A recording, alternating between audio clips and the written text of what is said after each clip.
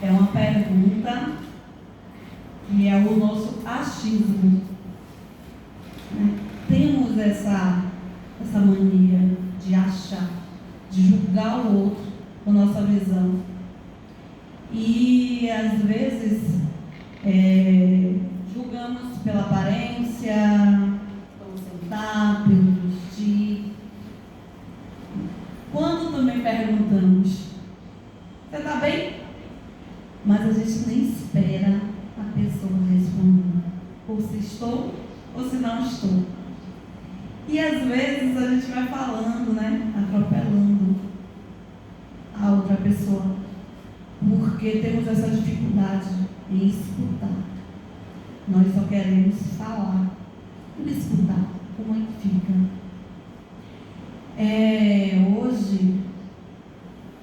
Desde 2014, eu fundei um projeto social, ONG Semeadores Feliz. Quando eu comecei, era de 8 a 14 anos. Hoje é de 3, adulto livre, ainda não tem idade. Eu tenho 208, criança, adolescente e adultos, com várias atividades, mas nosso carro-chefe é o futebol. E às vezes, reportagem, entrevista, podcast, live, as pessoas perguntam: por que você criou um projeto dentro da sua casa? Porque há 11 anos eu não tenho sede ainda. Dentro da sua casa. Mas quando eu vou falar o porquê, parece que é uma coisa assim insignificante. Ninguém quer saber o porquê. Por que eu criei um projeto social? Eu criei um projeto social para querer ouvir as crianças, para querer ouvir o mundo, porque eu não tive isso a minha vida toda. Minha vida, eu digo que foi um filme de terror, com drama, suspense, e o final, ninguém nem faz ideia. Ainda estou na metade, né? Ainda vai ter o final ainda, mas ninguém faz ideia do quanto eu sofria, me maquiando toda, me arrumando toda, saindo, indo para a festa, colocando um copo de refrigerante na mão. Nunca bebi álcool, não bebi álcool. E as pessoas diziam que eu estava feliz porque estava embriagada. Então, poxa, bonita desse jeito. Quando eu chegava em casa, deitava na beirada da cama, e nem o restante da cama desforrada. Isso passava dias. Maíra fez umas 2 vezes uma visita na minha casa, falando de uma só casa, fora as outras visitas, que o quarto era cinza, as paredes, as janelas fechadas, tudo bem escuro. Eu não queria tomar banho, eu não queria pentear o cabelo, eu não queria levantar da cama, não queria me alimentar, só beber água. Para mim era um tormento ser levada para o banheiro, sentar no chão e tomar banho. Eu chorava muito. Eu pensava em morar na rua. E aí eu dizia que eu ia dormir no HGE, na emergência do HGE ou na emergência aqui do Roberto Santos. Porque eu tinha medo de ser violentada. Porque criança eu fui tentada várias vezes. E aí a depressão vem de um estalo, de um dia para a noite. É um processo. São passos que vamos dando na nossa caminhada e não temos de ninguém para falar e vamos acumulando a dor. Acumulando a dor. Chega um momento e ela explode. Hoje em dia eu vejo muito as crianças, né, adolescentes com as crises de ansiedade. E se não cuidar? Por quê? Porque criança não tem conta para pagar, né? Criança está se preocupando com o quê? O que será? Ninguém quer saber, ninguém quer ouvir. Essa criança vai ser um adulto? Vai. Durante esses 11 anos eu perdi 4 alunos. Pensei em desistir, Tenho a certeza que sim. Pensei em jogar tudo pro alto, porque eu perdi, né? Dos crimes terríveis.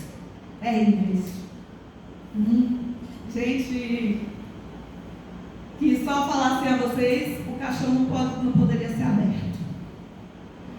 Então, para mim, é difícil demais essa caminhada. Mas não tem uma história de um rapaz que estava na praia, pegando as estrelas do mar, juntando, né?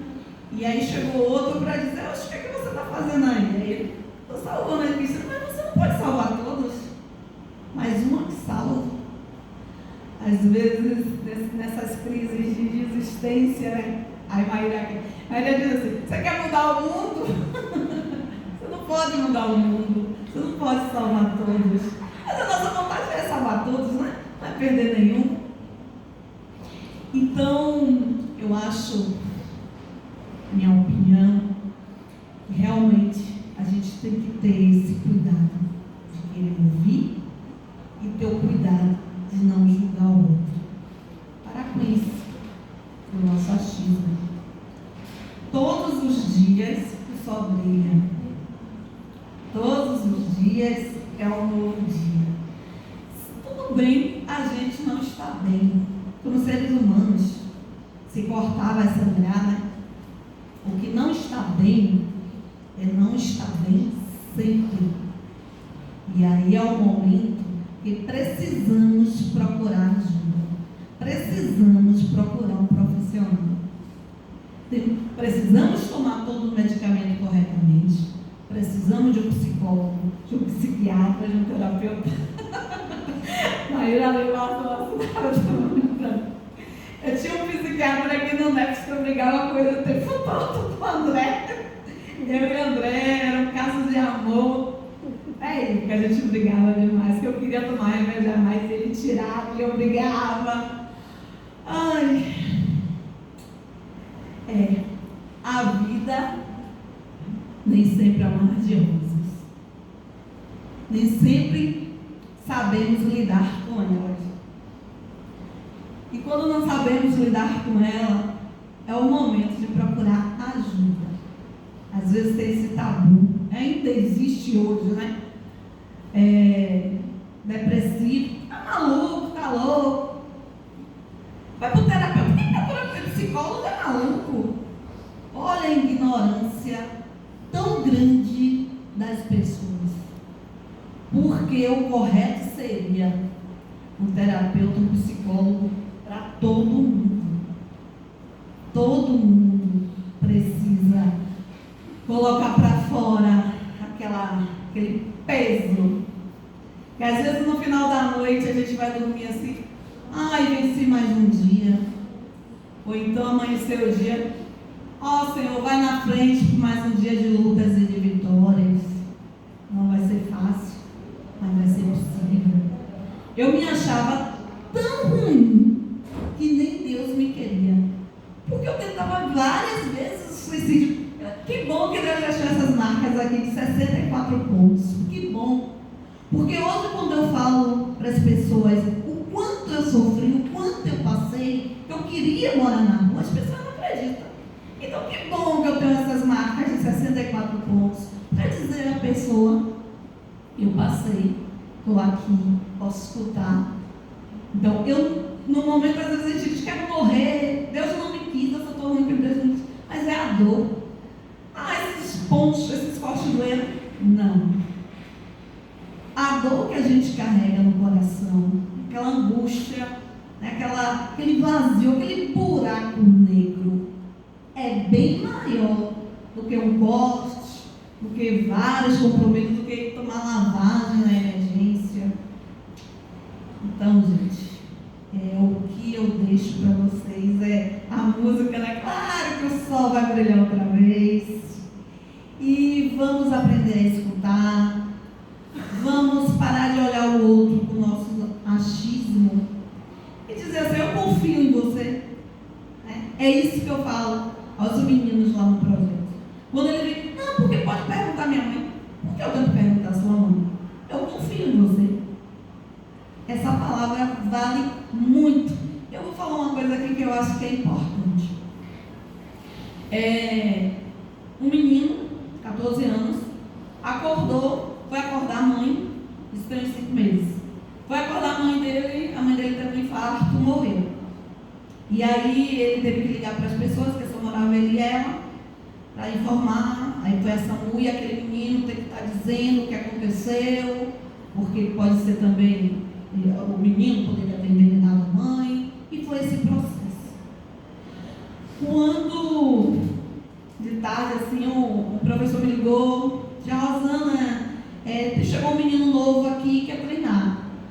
Eu disse, quem é ele? Mora onde? Aí ele pegou e explicou. Aí eu disse, tá bom, deixa ele treinar. Passado 2 dias, o pai dele me ligou, porque não vou deixar, né, uma pessoa no projeto sem saber quem é a família, sem fazer um cadastro, uma matrícula. E aí o pai dele me falou, obrigado, professora, por a senhora ter deixado meu filho treinar naquele dia. Aí eu disse, obrigado? Por quê? Eu não entendi, assim, o obrigado por ter treinado naquele dia. Aí ele disse assim, naquele dia, ele tinha acabado de chegar do sepultamento da mãe dele, e já estava todo mundo em casa. E ele disse que ia para o treino nacional, que ia para o Semeadores e Mirins.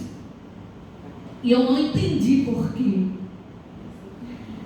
Depois ele pegou e me falou. Aí eu disse, ele falou o quê?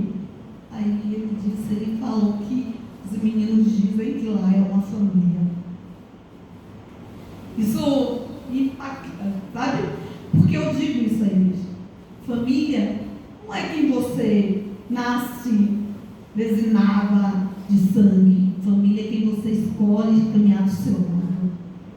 Família é quem te abraça. Família é quem sabe escutar a sua dor. E eu digo sempre, nós somos uma família. Nós não estamos aqui para julgar ninguém. A gente está para somar. Então, obrigada pela oportunidade, gente. Gratidão.